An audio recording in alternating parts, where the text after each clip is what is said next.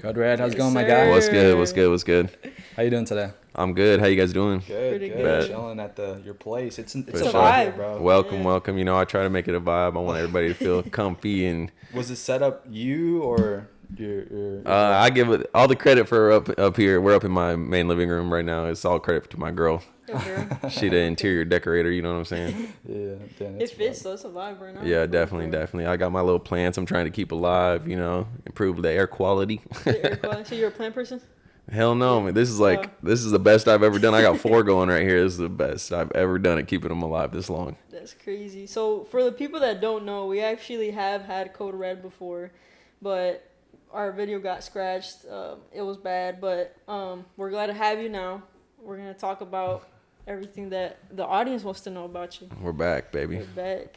So I'm just wondering, where did you get the name Code Red? Because I know we have a lot of people that are wondering where the name comes from. Yeah, well, my name's Cody, so people always call me Code for short. And I hope I might tell you guys the same story as last time. I don't remember, but I used to do live sound all the time, concerts, all this stuff. And some of the people I work with just started calling me Code Red, made up this story that they told this to my boss too, and my boss actually believed it at the time, which is crazy. That I went into and I robbed a gas station. Went in there armed and robbed a gas station.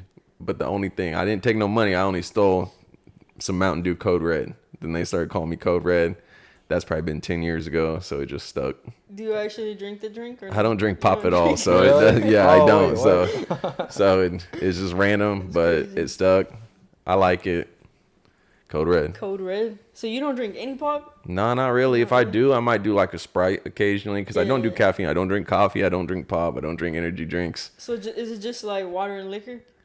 I saw the bottle. Yeah, got my bar over there. Beer too. Damn. I drink hella beer. Exposing bro like that. Dude, I don't know if I got a weak heart or what.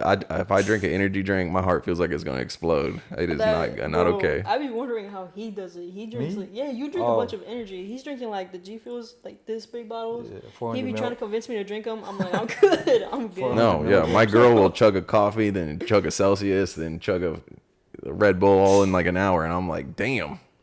I would have been dying for real, for real. Yeah. Cause I used to work at the bars and stuff, like in Westport. Used to work at Riot Room. Rest in peace. If we would be doing vodka bombs with Red Bull stuff like that, the next day my heart would be like boom, boom, boom, boom. I'd be like, I cannot drink that stuff. That's funny. So where does your journey start? Because you said you used to work as a bartender. No, I wasn't a bartender. I was Oh, doing you- live sound at Oh, the live Riot sound. Room. Okay. So my whole audio engineering / producer / whatever journey started like in high school. I was making beats. I was playing guitar. I played guitar for like a solid 10 years, like in and out of bands. Wow. Was always into music, but I was making beats back in high school. So what really? I guess what started it was it like you got family members that do music? Or? Yeah, so I grew up, my dad was playing in bands growing up pretty much my whole life. We listened to a lot of heavy metal growing up. We listened to a lot of hip hop growing up. My mom listened to a lot of soft rock, a lot of acoustic music, a lot of 80s rock. Like we had music on in the house constantly growing up. I'd go over to my grandma's house. We'd be listening to Elvis, like all kinds of music from all kinds of family going all the time. So definitely grew up like loving music. Loving music. My dad played in bands. He played guitar and he played bass. So I really picked up guitar from him just because literally we had 12 of them things at the house. You know what I mean? So just that's where I started playing music first. Before I ever did beats, before I ever did anything, was playing guitar. So do you feel like growing up, like since your parents like were into music, was it something that you felt forced at first and then you caught on, or something that you just picked up? It wasn't nothing I ever felt forced. My parents never forced me to do anything for real. Okay. I do remember being a kid and being like wanting to do school band and wanting to do other stuff. And at the time, my parents were like, well, we have 12 guitars at the house. If you like music, why don't you try to play that? And then once I picked up a guitar, I didn't put it down for like 10 years. I swear to God. That's crazy. Like it used to be going to school, getting home at 3 or 4 and playing guitar till midnight or 1 a.m. and then going to bed and waking up, going to school and just doing that over and over and over. Yeah. So it really started in high school then? Yeah, that's where I really knew, like, I didn't know, like, how music as a career path worked back then. You know what I mean? I just knew that I liked music and that's all I wanted to like do all the time. Yeah. So like when I went to college, I went to KU for like a year. I didn't know what the hell I was doing in my life. I didn't know what major I wanted. I probably switched majors 6 times in 1 year. Like my parents are like, thanks for spending that money, bro, because I didn't do nothing with that first year at KU. But then I found this studio down in KCK called BRC Audio. It was ran by a dude, Bill Crane, rest in peace. And that's where I found out that like, wow, you can do like recording and audio engineering and being an engineer and producer like as a job. Yeah. That's crazy, you know, just like. So when you went there, you already knew how to like do all of that? No. That was just your first experience? So BRC is a school, and I went there for 2 years, and they teach you all the basics and you know all the foundational, essential knowledge of like audio engineering. You know, they teach you some stuff into producing and how to write songs, etc. too. So like that really opened my eyes to like, because before that I'm just on my laptop on FL Studio, not knowing how to do anything. I was a kid. I'm 32 now. So this is before like this is probably like 12 years ago. What year do you know? Like 2009, 2010. Wow. And so YouTube was around, but it wasn't like necessarily the resource that it is today. Yeah. You know what I mean? Like like you could teach yourself some stuff, and I for sure was, but like it was really hard to get like some serious knowledge back then, like on your own. Yeah. And I was living in Lawrence at the time too. So Lawrence is like a cool, awesome music town, but in terms of being like having the infrastructure for like where to learn things like that, where to go to studios, that stuff doesn't really exist back then, especially out there as much. Yeah. Not to my knowledge anyway. I was only an 18 or 19-year-old kid. Mm-hmm. So I went to BRC in KCK, and that's really where, you know, that's where I'm like, okay, this is what I'm doing. You know what I mean? Yeah. Yeah. What'd your parents say? What was like, I guess, a reaction? My parents have always been like super supportive. They're like, if that's what you want to do, then like do it. Do You it, know, yeah. I mean, they supported me going to KU without a fucking plan. So they were definitely going to support me if I was locked in and like, this is what I want to do. Yeah. You know what I mean? So shout out mom and dad for always supporting the dream. Yeah. That's good though. So when you decided that was like what you were gonna do, what were like the procedure for you to like learn? Was it like, did it take like a year for you to learn and everything? Like fully learn, or So how was really at the beginning, like I just followed their program. They put you through a 2-year program where they teach you like from the basics. They teach you all the different microphones, how they work. Like they teach you how to wrap a cable to start, you know, because even that stuff like that is like shit that people overlook. That is like really comes back to when you down the road in a situation, you know, something as simple as wrapping a cable correctly, you know, winding up a cable can separate you from a person. So they really like start there, you know, day one, let's go learn how to wrap cables. Cause I mean, it really starts from the bottom up. So it's a 2-year program, ran through that, ends with an internship at the end of that. So then I interned them for a couple months. And then once, you know, you're out of that, then that's when I started getting a live sound. Okay. Because, you know, as like a 21, 22-year-old kid, I'm like, okay, I'm in Kansas City. I'm living here now because I was living in Lawrence at the time. Moved to Kansas City in 2012. I'm like, okay, where am I going to make some bread? Live sound is all over the place. You know what I mean? So then that's how I got into that. That's crazy. And that was 2012, you said? Yeah, How much was rent in Kansas City? I'm just wondering. 20, At that time. in 2012? Yeah. My first apartment, I lived over off of 75th and I-35. My first apartment there, I think, was like $650 a month for Don't say 2-bedroom. I think it was 2 bedrooms. Yeah. Damn. Yeah. People be paying double I just that moved now. down there. I just moved down there. Yeah. Like 2 months ago. It was the Fox Run apartments over there off 75th and 35. Yeah. Yeah, it was only like $650 back then. I don't know what it is now, but my you know, God. back then too though, I'm like we was only making Yeah. $10, Yeah, $12 an hour, you know what I mean? Yeah, So that's it's true. like even back then though, we was like, damn, $650, but now it'd be like we balling if the rent was $650. But I mean, it was just a different time. A whole decade ago, making me feel old as hell. No, that's impressive too that you still have that. You see, like, you know, we were there at the studio during some sessions, and you still are passionate about what you do. And Yeah. we'd love to see that, like, that you still have that spark. Yeah. Some people. And not you know. just that, but I feel like you do a very good job at like your feedback is very honest. Yeah. We've gone to studio sessions, nothing wrong with how they do it and anything, but I think what also makes you different is you try to make that person sound good. You bring the best out of them. And Appreciate I think it. that's where the difference also comes, because, you know, there's people that also engineer and they're just like, all right, I'm trying to get my bread in and out, in and out. Yeah, sure. But you make the sound good. Sure. So I mean, you know, part of like when you're giving feedback and like you're working together with the artist, that's like almost entirely dependent on the artist too. Like some artists are not as receptive to feedback. You know what I mean? Mm-hmm. You can tell an artist, you know, hey, why don't you try that? Nah, I like it how I did it. That's really the end of the discussion. You know what I mean? At the end of the day, it's their art. And my job as the engineer producer is to help them, you know, hear what their vision is. You know what I mean? So it's like, I can only give you as much feedback as the artist is willing to receive type shit. You know what I'm saying?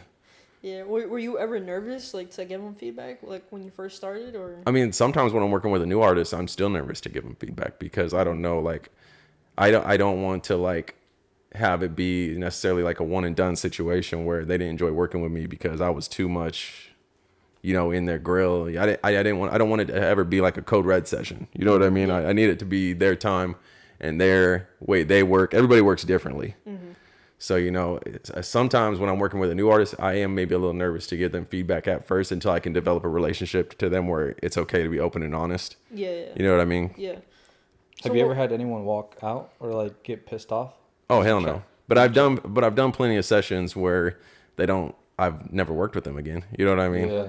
And you know, it's just like anything, like I'm not going to be the best engineer producer for everybody. You know what I mean?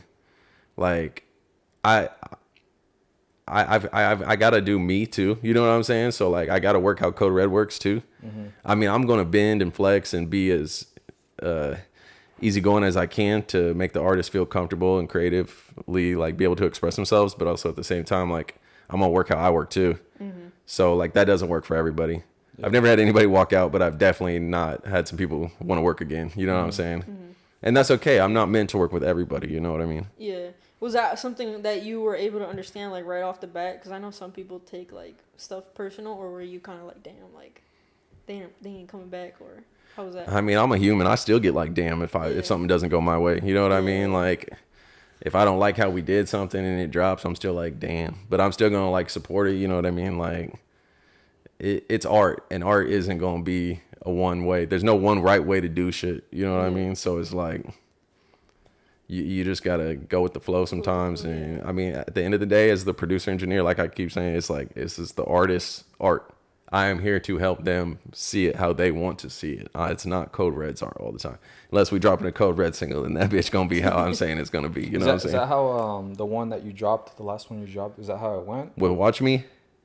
No, not at all. Okay. So I hit up Juby and Rico. I was like, I know these two on the track is gonna go crazy. Mm-hmm. And I literally gave them almost entirely creative freedom with it, which is what I like to do anyway, because that's how you're gonna get the most investment from somebody into that. You know what I mean? I literally I made that beat, hit them up, had them pull up, and just creatively was like, what y'all hearing on it? Mm-hmm. And then Juby came in and spit that shit, and it was so hard. I was like, we're good, bro. Like, you know, I do a bunch of arranging and post-production after that, vocals, you know, moving stuff around type stuff. But like Juby, that was his vision. You know what I mean? Gotcha. Mm-hmm. Yeah. What about the album you dropped? This was like, what, a couple months? Yeah. Or was that last year? No, it was January. January? We're getting close on a year. Seasides and Rarities. Yeah. Is that the one with the album cover with fire? Yeah. I think that's the first time we heard of it. Or I think I heard of him, and then I was at work and you called me. And bro, you were like, it was fire. I had I called him. Appreciate it. Listen to this album. I was like, this is crazy, and that's really where we did look at like other artists that like I've never known, because I usually like try to look for new artists to have on. And that day I called him. I was like, bro, these artists are fire. She called me all high, like, you have to listen to Appreciate this. it. And then so I listened to it my whole shift, and that shit was fire. I was like, we got to have this guy on. Yeah. Appreciate it. Like, the making of that was a little different because, I mean, first of all, it's called Seasides and Rarities, which is like a play on like B-sides, but I'm Code Red, so we went with C. Mm-hmm. Like B-sides are like, you know, cuts that almost didn't make it, or you know what I mean? Or it's like, they used to call them B-sides because they would put like a single on a record, and then on the other side of the record would be like a throwaway song or a B-side just to fill out the vinyl. So that whole album, I'm not gonna say the whole thing because there were some songs in there that were intentionally made for that album, but most of it was music that I've made with other artists that was just set on my hard drive for probably 6 months. Yeah. That wasn't looking like they had a path to drop it just because it wasn't in their timeline right now. But I didn't want that music to sit and just like shit was on there was too good to not be released. So that's why I call it Seasides and Rarities. It's mostly a collection of music that one way or another didn't get released by the artists that I created it with on there. Yeah. But I would say a couple of the tracks were intentional, but yeah, most of the tracks on there I just had sitting on a hard drive, and it was time for them to come out. They're fire. Yeah, appreciate it. I still have them on replay to this Appreciate day. it, appreciate it. Yeah, I don't know, it was just fire. Speaking of hard drives, what hard drives do you recommend? I use the Samsung terabyte. Is it SSD or like? Yeah, SSD. Oh, okay. The Samsung terabyte. I think they can make them in a 2 terabyte too, but they're only like this big, dude. Oh, okay. Yeah, they're awesome. Yeah, because I've been looking into because we have a 1 terabyte one SSD, but I'm trying to get like a big ass one. Yeah. But I heard people that like they had the one that has like a spinning. Yeah. The fan in it. Yeah. Like those have crashed before. Yeah. No, I just like those little Samsung solid states because they're super reliable, and the USB-C is so fast for recording, so it like is no issues. It never freezes up. Like, well, I was using disk drives before. I had like a terabyte disk drive, and like it's sometimes struggle. Pro Tools, just like anything, any form of technology, keeps getting better and better and better. So it requires more storage and faster data between to and from the hard drive. Yeah. So them solid state drives with the USB-C is super fast and super reliable. Yeah. Yeah. I might have to look into that too. Yeah. Yeah. 'Cause we have a good one right now, but it's just a terabyte. But we need to get a fat one because our storage keeps getting filled. I don't know if you saw it. We had like 6 SD cards and they're all say 0. Because we got shit from. It's because I forget. Like I guess we just record and I forget to delete stuff. Yeah. Especially because I do photography, so like I use some of the Come Alive And SD it's cards. not just that, but we also pop up to like events and we'll just always record. I got content. shit from the Summer Jam from FSP Summer Jam. Yeah. I think I still got like. And we have. I saw footage. Sean Ann's episode the other day. The other day? Like the one but it was like half of it because remember stopped recording or something like that. Yeah, that was a while ago that we were here. So I think we even have footage from when we did come to the studio session. Remember? Yeah, one of the SD cards has that. Nice. Yeah. I think I remember recording a goofy part of No Limit in the studio, and he's just messing around with your guitars or stuff in there. He's like, "What is this, bro?" Scotty was here, right? Probably. Yeah, Scotty Yeah, too. and then I put the hat on. Yeah, Oh yeah, the bear helmet. Yeah. No, yeah, Scott. So how did you meet like Sean and all of them? I met Sean Ann through. I used to be working with this artist. He's in Denver now, but he used to be Kansas City based. His name was Chris Carter. I worked with Chris for like a year or two. We was really locked in. Shout out Chris. That was like one of the first artists that I was really like locked in with when I started doing this, because I really only started doing the producing in 2020. So I haven't been at it like crazy long. I switched from doing live sound over to this when the pandemic started. But I met Sean Ann through Chris, and then ever since, me and Sean Ann been locked in. Now, okay, so majority of these artists too, they've been saying that they started making content music-wise when COVID happened. Yeah. Is that what kind of happened or no? So I was doing live sound before that, and I was working full-time for a company over in Lenexa. But the concerts disappeared for like over a year, so there was no work. So that's when I built the studio, and then I just started grinding on this. It was always something I had wanted to do, like since I've been in high school, like just idolizing Dr. Dre and DJ Primo and these other guys that are just like legends, you know? So I've always, no matter what I've been doing in life, I always had it in the back of my mind, like I'm going to do that someday. And really the pandemic just forced my hand, you know what I mean? Like it really, I was sitting there with no job, no money, and it was just time. Like I was like, if I'm ever going to do it, this is the time to do it. You know what I mean? Let's say that didn't happen, you didn't do it. What would you be doing? I don't know. I mean, it's hard for me to say because I was definitely getting to a place mentally where I wasn't going to be doing what I was doing for much longer.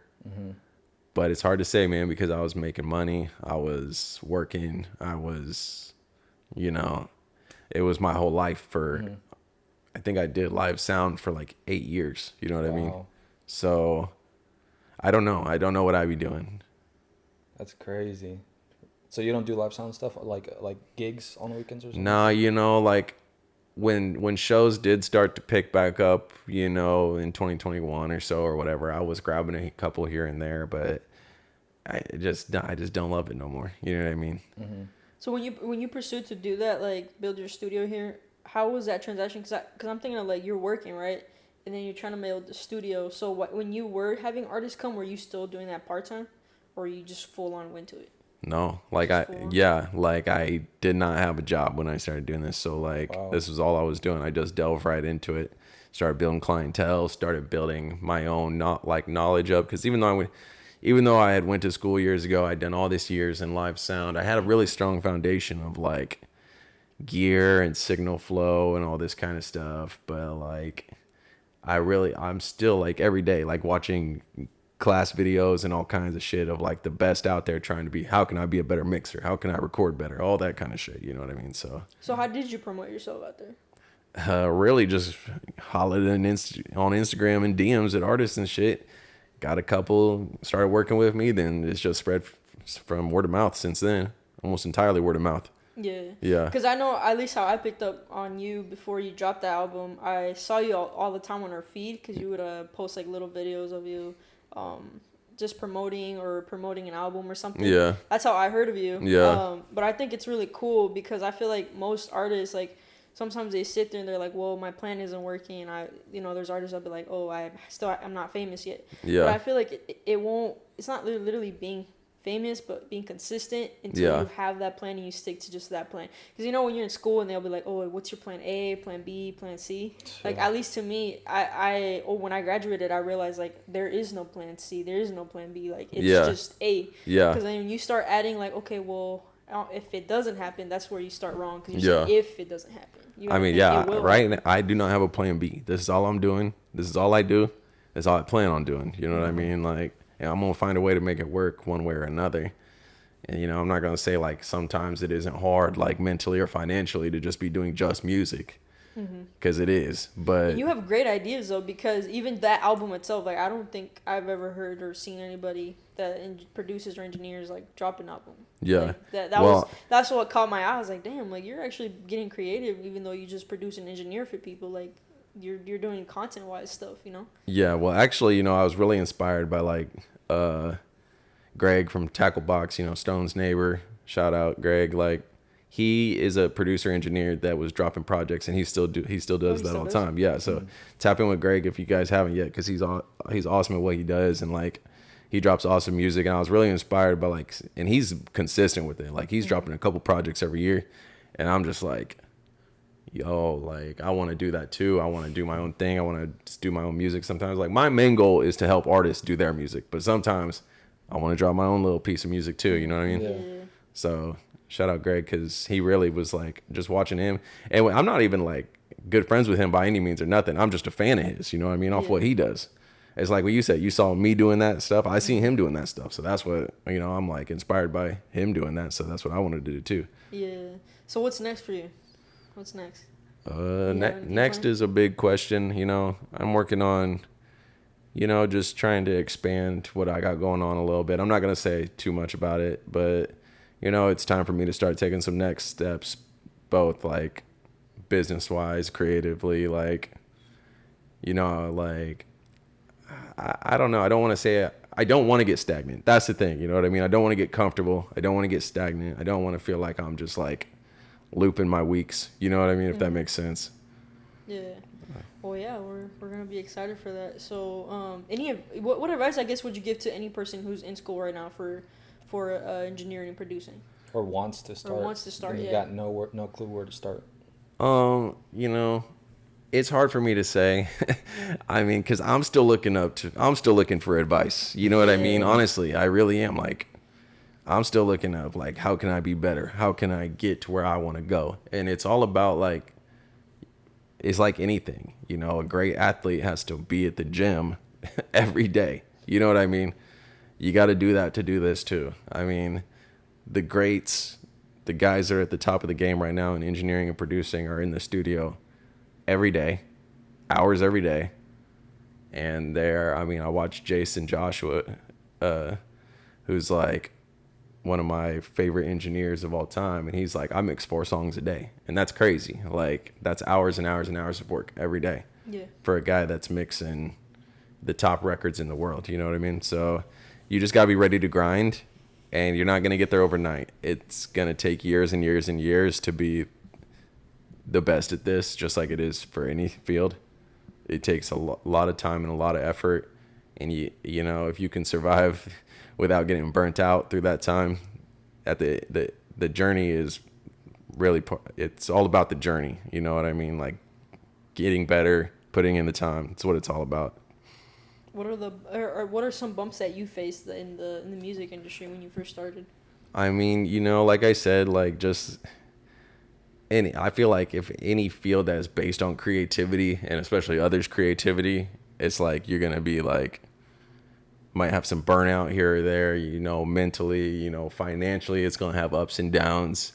I might go through a time where I'm like packed busy making good money, then another time where I only like 2 people wanted to work this week type shit, you know what I mean? So it's like you're gonna have ups and downs with that stuff, but that's the music business. I mean, in general, I listen to interviews of Dr. Dre, and he's talking about you're gonna have ups and downs, you know what I mean? And that's him saying that. So it's like, and I watched some other interview, they're like, people, you know, it doesn't change when you get to the top about people respecting your time. It doesn't change about people giving you shit files, all this other kind of stuff. So, I mean, just buckle up, because it is what you signed up for, you know what I mean, if you want to do this. Yeah. That's great advice. Yeah. I've been seeing your, I think it's like a quick edit of like you doing how you made the song. Oh yeah, those are really cool, bro. Appreciate it. I'm trying to do a little behind the scenes of how I make certain beats and stuff, because, you know, I think like, and I'm mostly doing those for like records where I'm like sampling like old records and shit like that, because that's what I find the most fun about this. Like when I started making music, like that's the shit that I like, is like the sampling, and like I was really influenced by like New York hip hop growing up, like 90s New York hip hop, like Nas and Wu-Tang and whatever, and it's like the samples is like what was so fire to me. So then I'm just trying to show people like how I'm doing that, you know, with a modern twist on it with these Kansas City artists, you know what I mean? Yeah. That's definitely crazy concept though. Like I said, you're the only person who I see like being creative with your stuff. Like every time it's something new, like even when we're on the feed, which is good because that attracts people to you. It's like a promotion for yourself as well. So appreciate it. Whatever you're doing, keep doing. Appreciate it. Yeah. So I know I got to figure out like some other ways too. I can make some cool content, because like I don't know, like we were talking before this, and was like I am not good at content. I got to figure that shit out, dude. It's hard to be like consistent with that and like actually do the music shit at the same time, for real. You know what I mean? Because you gotta edit the video. Right, like, and I am not good at it too. I'll be sitting there on a little CapCut for like an hour and a half, 2 hours trying to make that little 30-second video. You know what I mean? Yeah, it do be CapCut. That's funny. Do you be using CapCut to edit the clips? I just use it for the wording. Yeah. But I have to use iMovie to like actually crop it correctly. Gotcha. Yeah. No, that's funny. CapCut is clutch. Bro. That shit's like. So y'all be making like the reels on like the computer or on the phone? I don't know. Shout out to Naya, because she's been doing everything. Like I on edit on the count. Yeah. No, like for like everybody, because people think that it's me answering the DMs. Like I haven't answered. Like that's all Naya. Like shout out to Naya, because she runs the account. She makes the clips. I just edit the episodes, and pretty much that's what I do. And then I just run the page. Just do whatever with the content I'm given. Yeah. But yeah, no, I usually just use my laptop. I go to like iMovie or Final Cut, and then I crop it to where I want it to be zoomed in. Because if you try to use like your camera and then you edit on photos, the quality is bad. Yeah. So I have to do it on iMovie, and then from there I just go to CapCut to like put the words, and that's it. Yeah. Yeah, I just been using CapCut on my phone, and it's like so hard to like try to edit a video with like 2 inches of space. The crazy thing is they actually have like good ass transitions to like the videos, like when you want to crop like for music videos. For music videos, like there's stuff that I see, I'm like, damn, like is this what people use? Like it's crazy. Technology is getting out of hand for real. I bet there's like some fuckers on TikTok that make good bread just to make like edit music videos with CapCut, and they use CapCut. Probably, bro. I mean, people probably don't even know. Not that that's bad. It's a great tool. You ever worked with anybody like out of like overseas? You know what I'm saying? They send like beats and you worked over it. I mean, I've worked on some stuff like I haven't worked. I won't say directly with anybody overseas, but I worked with some artists that like I'm doing this joint project. This guy's from Australia, you know what I mean, etc. He's gonna be sending the files, or this guy produced the beat. He's in Denmark type shit. But I don't directly have anybody with like that I work with that over the seas, because really I'm just focused on building with like people here. You know what I mean? Like I really, really, really have put emphasis on like finding the people around me that are same mindset and have the talent that that we can build on, and that's what I'm trying to lock in with. That's what I want to see go. You know what I mean? Yeah. Do you see yourself opening up a studio soon? Like as in like in the city or somewhere like locally, like big? Yeah, I don't want to speak too much on it, but definitely like that is like it's on my horizon. You know what I mean? Yeah, I'm definitely, that's part of what I was saying earlier. Like when I'm saying like I got to expand like business wise, that's part of it. You know what I mean? It's time to take a next step and actually, take this thing to the next level. Yeah. Let's go global. That'll be sick. Then you'll have you had anybody fly over to work with you? I mean, not necessarily. I mean, like I've definitely had artists that when they're in the city, they pull up type shit. You know what I mean? But it's never like we fly into KC to work with Code Red. You know what I mean? I feel like once you get like what's it called, like a studio like in the city or something like that, or some big local place, I feel like that'll be dope. Oh, definitely, bro. Like fit right too, cause you don't have to say the name, but do you have a name in mind already? What it would be called? What, a studio? Yeah. Shit, I'm probably gonna call that bitch Code Red Productions, bro. Yeah. Okay. For real. That'll be fire. That'll be fire. You got to get a sponsorship with the Mountain Dew. I don't drink it, but you might. Code Red. I see you got the sweet shop. Where you get that from? Yeah, well, I was in North Carolina a couple weeks with my girl and her family. We took a family vacation out there, stayed right on the beach. Cool little clothing, like skate shop / clothing shop / candy store called Sweet Shop. It was pretty dope. Yeah, it's giving me like candy but skatey. Right. It was like a candy skater shop. Do you skate? Yeah, I did when I was a kid, but not now. Hell no. You look like a skater. Hell no. I'd bust my ass. Do you play any video games or do anything like that? Like I've had waves where I play hella games and then I don't play any games. Right now I'm in one of those waves where I don't play any games. Like last year I was like hella playing like Ghost of Tsushima and shit. Like when the pandemic started in like 2020, I was on Call of Duty every fucking day for like 6 months. But so was all the homies. That's why I was, you know what I mean? Bro. So we would just, everybody was sitting at home. We just locked in on Call of Duty today for 8 hours. You know what I mean? But right now I'm in one of those points where I'm not playing anything. Everybody telling me I need to get that new Madden or 2K or whatever, but I just be getting my ass beat in those games, so it's not even fun. You paying $60 just to get facts, bro. I just be getting annihilated. Yep. I think I played CTB Bino in 2K a couple months ago. He whooped my ass by like 50. And he was having a conversation while he was playing with somebody. He was having a conversation with somebody, and I'm like locked in, and he whooped my ass by 50. Hell no. Y'all be playing down there? Like, oh hell yeah! Especially like the Corrupt Angels guys, when they pull up and they fire the 5, they want to play 2K pretty much right away. That's funny. Nah, the day that we first did that, what was it? First time we ever pulled out, that shit was funny as fuck. Yeah, and then also to the other time with what's it called? TC. Oh yeah, with TC. Yeah, he was trying to tell us. He's like, he's like, y'all know that guy named No Limit TC? I was like, yeah, we didn't know who he was at the time, honestly. And then we're like, nah, I think we heard of him. He's like, yeah, he's a fuck dude. Sounds like some shit he'd say, trying to entrap y'all to talk shit on him. I was like, nah, I don't know, dude. I was like, damn, but you talking hella trash on it. And then, but he actually tricked me, because like whole time, like I was like, isn't that you?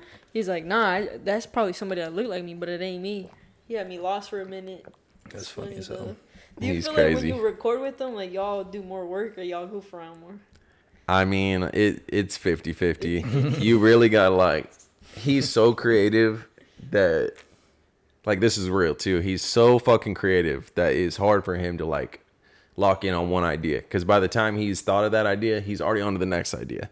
So I'm like trying to capture shit while he's already trying to sing the next part. You know what I mean? So really, like, you got to work fast with him, and you got to like, we got to get to, you know, if we're going from A to B, we got to get to B quick. You know what I mean? Because he wants to get the next part. Get it out the way. Yeah. And I mean, 9 times out of 10, though, he's gonna drop some magical shit that's crazy. Oh yeah. You know what I'm saying? So they made it that beat, and like you put the beat and then they just started going at it. I was like, damn, that quick. Like they got the hook. yeah, I mean, like all those Corrupt Angels guys, TC, Scorpio, Sean Ann, Beans, it's all freestyle all the time. And I mean, just put the beat on, and 30 minutes later, song's probably done. Yeah. You know what I mean? So it's crazy. And my job is to just get it in the computer and make it sound magical. You know what I mean? Yeah, they're my top artists on my playlist. Yeah, they're all fire. That's all I'll be no, playing like on when the she road. says that's real because she always be playing it in the car. Yeah, Like, appreciate it. If they could see like who's the top player in this song, I'm pretty sure. What do you use? Spotify or Spotify. Spotify? Yeah, me too. Literally, My when top. Sean dropped I don't know what album it was, but his last album, I was like, bro, I don't see it on Spotify. He's like, yeah, bro, I'm struggling to get it on there.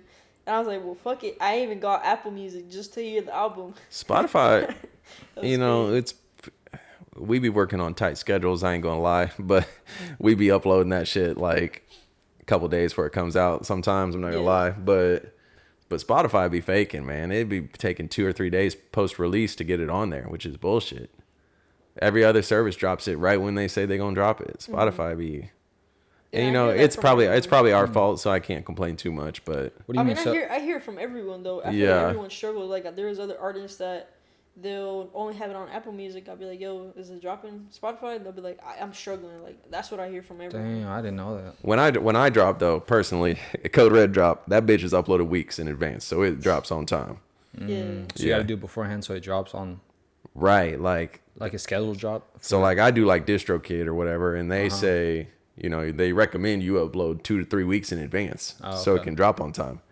Because it got to go through all their processes for every different company to approve that shit to get on the platform or whatever. Yeah. Damn, that's crazy.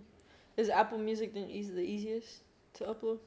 So you just upload to DistroKid, and then DistroKid sends it to all the platforms. Like Okay. they send it to Apple, Spotify, YouTube, SoundCloud if you want that, whatever the hell. Instagram, like when you post it in a story and you add some music, they sent it to Instagram. Gotcha. Yeah, so I did not know that. yeah. Anybody We don't know shit. didn't know that. I don't know Pay shit. attention. I made I forgot what it's called. I used this. It's like a yellow logo. Cause it was like in high school. Remember I made that like one dumbass song. Oh yeah. Uh, And I uploaded it. DistroKid yellow, I'm pretty sure. So maybe it was No, Distro. no, It wasn't Distro. It was just like, cause on Distro you gotta pay, right? Yeah. Yeah, this one's like I didn't pay shit. I just like upload. I probably got like I uploaded my shit, and then I think they uploaded like on YouTube, Apple, and on Spotify. But I don't know. But then anyways, it said like the listens, and then it said like 12 cents. And I don't know. I mean, that's not something I want to pursue. But I don't know. I was like, yes, let's go. I made 12 cents, bro. Yeah. 12 cents. Because I did it for fun. Because at the time I was doing YouTube, so I was doing like vlogs and shit. But I just wanted to try everything. So I made like a little song. Like I recorded on GarageBand and I just posted it on YouTube. You still record on GarageBand though. Right? For a podcast? Or no, for the day we were messing around, we did GarageBand, right? Which one? When we were in your closet and we were trying to make Oh yeah. No, yeah, that was GarageBand. That was good. Hey, We be fucking around. people out here making hits on GarageBand. People out here making hits on what's that other one? BandLab or whatever it's called. BandLab. You know what I'm saying? Like, That's I think yeah, I think that was meanwhile, I'm down there with like $1,000 Yeah. Pro Tools rig. I'm like, damn, whole can we get a setup. hit, please? Damn. that'd be crazy when they do get a hit though. Yeah. It's a hit. What's the like it's called going platinum, right? Is that like what's the Platinum $1 million. is it which one's the like first achievement? 100K? 100K, I don't know, but gold is $500,000, I think, and then platinum is $1 million. Okay. And that's sales. That ain't even streams or nothing. That's sales. Sales as in like Yeah, so like back when you actually had to go buy music, if you sold an album, that was one sale. Oh, sales. Yeah, so now I think like they have it figured out where X amount of streams equals one sale. You know what I mean? Okay. Because there's a replay value on an album. If I went and bought an album, that's one sale. But how many times did I listen to that? You know what I mean? So now they compensate for like how many streams equal a sale. Doesn't Spotify give like plaques though for like certain Oh hell yeah, listens? probably. Yeah, because I've seen. Yeah, definitely. They give out accolade plaques and Do you shit know like what that. the first one is? Like, is it million or 100 million or 10 million? You can probably get your own plaque made. 1,000 streams. You know what I'm saying? That's an achievement for funny. somebody. Yeah, you know what I'm no, saying? it For is, sure. it So is. Shit. I might have to get me one of them. Yeah. 150 streams. Plaque. No, it does look dope though. Like even if it says 100K. No, I definitely. feel like I We would get wake up and feel like I'm the shit. I'm Yeah. like, hell yeah, I did that. plaques are coming. They on the way. We just gotta keep grinding. You know what I mean? Always, because okay, ever since I was little, I've always wanted the YouTube plaque. Yeah. The 100K. Mm-hmm. I've been slacking, but I'm still gonna get it 100% for my YouTube channel for like the vlog stuff. That's like 100K. And also come about. That's like 100K subscribers or like yeah, 100K subscribers. views. Okay. Subscribe views. No, I wish. Yeah. But no, 100K subscribers. 100K. That'd be crazy. Subscribers. 100K Yeah, subscribers it's would the be crazy. one. All right, so where can they check out your music or hit you up for to booking a session with you? Anybody that want to get in the lab with Code Red, just hit me up on Instagram at Code Red KC. We'll chop it up on there. You know, I do all kinds of sessions. If you're the type of person that wants to come through and bust out 12 songs that you already got wrote in a session, we can do that. If you're the type of artist that wants to come through and cook up with me, and we're gonna bust out 1 or 2 songs in a session, we can do that too. Okay. Yes, sir. And then you have a show coming out too, right? Or not you. So it's Right, we got the Corrupt Angels and Friends show, October 27th at the Mini Bar. Shunan, CTV Bino, No Limit TC, Lil Beans, Scorpio, and Shay Lyric. That's $15 right now. Tickets online. It's gonna be $20 at the door. October 27th at the Mini Bar. Mark And also, your calendars. let me plug this. Everybody go stream the new project produced entirely by Code Red, Top Rank with DMTO. 7 songs came out. I guess it's gonna be few weeks when this airs. Came out a couple weeks ago. Check that out. But it's hard. DMT really spazzed on that project. The beats are heavy. Hit that up. Stream it. Yes, Sounds sir. good.